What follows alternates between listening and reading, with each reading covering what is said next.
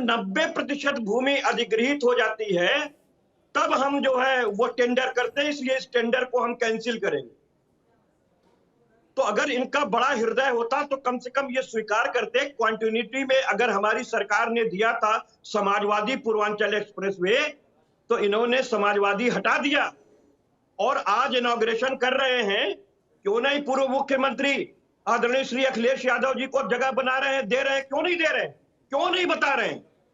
केवल टोपी अपने सर कर लेने से काम नहीं होता है, कम से कम ये सोच भी होनी चाहिए। मैं तो आदरणीय मित्र से कह रहा हूं कि आप एक भी शिलान्यास और एक भी उद्घाटन अपना बता दीजिए जो उत्तर प्रदेश को भारत के मंच पे उकेरता हो, वो इनके पास नहीं है। तो समाजवादी पार्टी ने मेट्रो हो चाहे आगरा एक्सप्रेस वे हो, मैं आपकी बात से बिल्कुल सहमत हूं कि जो एक्सप्रेस वे बनते हैं और जो उनका मानक है वो इतने जल्दी पूरा नहीं होता। 23 महीने में अगर हमने दिया था तो हमें पता है। कपिल जी, आनंद जी कुछ कह रहे हैं, जरा उनकी सुन ले। हाँ भाई आनंद जी। देखिए, लखनऊ आगरा एक्सप्रेसवे इन्होंने अधूरा छोड़ा, लोकार्पित किया, बिल्कुल अधूरा नहीं छोड़ा, कंप्लीट किया। ये झूठ है। मेट्रो हमने पूरा का पूरा किया। अमिताभ जी जानते हैं कि जिस दिन हमने फीता काटा था 8 किलोमीटर चलानी थी, शुरुआत से लेके एंड तक गाड़ी जा रही थी। और आपकी पूर्ति कंपनी की सिस्टर कंसर्न ने जो उसकी सब रोड बनाई थी, सर्विस रोड, वो धंस गई और इसी राइट्स ने उसकी जांच की थी और बावजूद उसके आपके ऊपर भ्रष्टाचार का आरोप नहीं लगा। ये भी तो अद्वितीय है, इसको मानिए। खड्ड में पूरी गाड़ी जाकर के गिर गई थी। वो आपके पूर्ति कंपनी जो गडकरी साहब की कंपनी है उसकी सिस्टर कंसर्न थी। आपने भ्रष्टाचार किया था और आप ही भ्रष्टाचार इसमें भी कर रहे हैं। आपने 19,000 करोड़ के प्रोजेक्ट को 24,000 करोड़ पहुंचा दिया। आपके घोटाले बता देते हैं, आप काम कैसे करते थे। रिवर फ्रंट घोटाला 1513 करोड़ मंजूर हुए, 60% काम पूरा हुआ और पूरा बजट खत्म हो गया।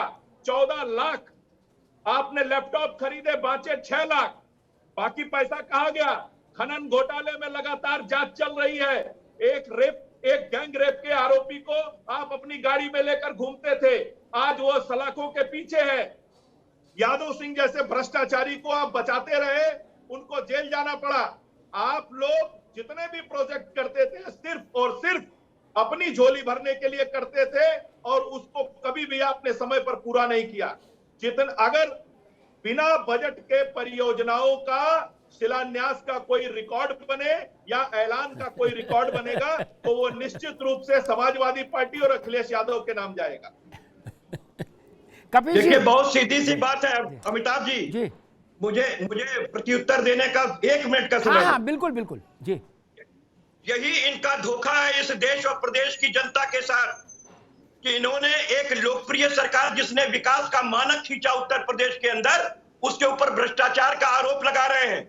4.5 वर्ष की इनकी सरकार चली गई, सारी एजेंसीज इनके हाथ पे थी, एक मुकदमा नहीं लिखा पाए, एक मुकदमा नहीं लिखा पाए। और आपने इंगित किया था कि आपने रोड खोद के देख भी ली थी, बावजूद उसके ये लोग जान चुके थे, उसमें किसी किस्म की कोई वेरिफिकेशन नहीं है। कह रहे हैं देखिए, मायावती जी के काम को हमने कभी अपना नहीं बताया।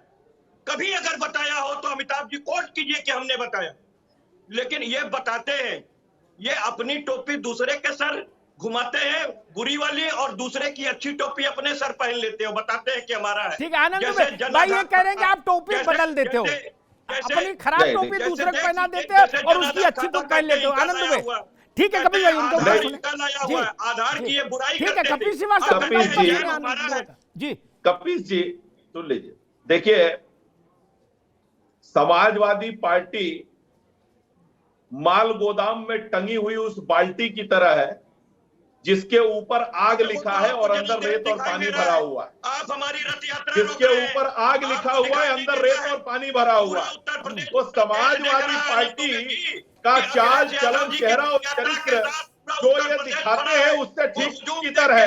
ये समाजवाद का नाम लेके आते हैं, परिवारवाद को बढ़ाते हैं। ये समाजवाद का नाम लेके आते हैं, भ्रष्टाचार को बढ़ावा देते हैं। ये समाजवाद का नाम लेकर आते हैं, आतंकवादियों का नाम लेते हैं। ये समाजवाद का नाम लेकर आते हैं, जिन्ना जी की तारीफ करने लगते हैं। आजकल तो ये ये जिन्नाबाद की जगह जिन्नाबाद बोल रहे हैं। तो ये आलम इनका है, ये वो लोग हैं, इनका हृदय इतना विशाल है कि जब अखिलेश यादव जी घर छोड़ के जा रहे थे तो टोटी तक चुरा ले गए थे, टोटी तक। इनका हृदय इतना विशाल है, जो टोटी नहीं छोड़ सकता है। उसने उत्तर प्रदेश के 5 साल में क्या हालत की थी, ये उत्तर प्रदेश की जनता से छिपा नहीं है। और टोपी कौन पहनाता था और टोपी की राजनीति कौन करता था, ये उत्तर प्रदेश की जनता भली भांति जानती है।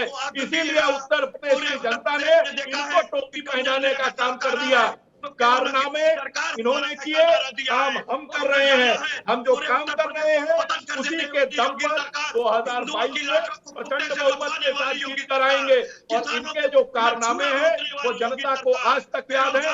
इसलिए कपीश भाई अरे कपीश भाई थोड़ा धैर्य रख लीजिए, थोड़ा धैर्य रखिए कपीश भाई। अभी तो 22 में चुनाव हारने के बाद भी आपको इसी तरह बोलना है। थोड़ी शक्ति का संशय करिए,